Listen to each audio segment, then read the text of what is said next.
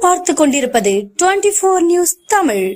வணக்கம். 24 நியூஸ் தமிழ் செய்திகளுக்காக செய்தி வாசிப்பவர் வித்யா.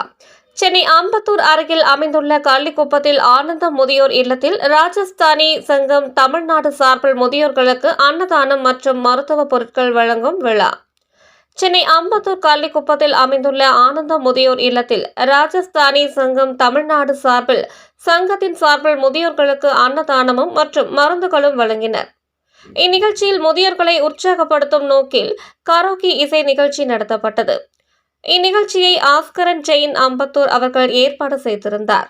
இந்நிகழ்விற்கு பொருள் உதவி செய்து ஏற்பாடு செய்திருந்த ரமேஷ் ஜெயின், தர்மிசந்த் ஜெயின், காயன்சந்த் ஜெயின், சுமர் ஜெயின், மோகன் ராஜேத், கிசோ ஜெயின் ஆகியோர் கலந்து கொண்டு முதியோர்களுக்கு இதுபோன்ற நிகழ்ச்சிகளை மீண்டும் செய்வோம் என்று தெரிவித்தனர்.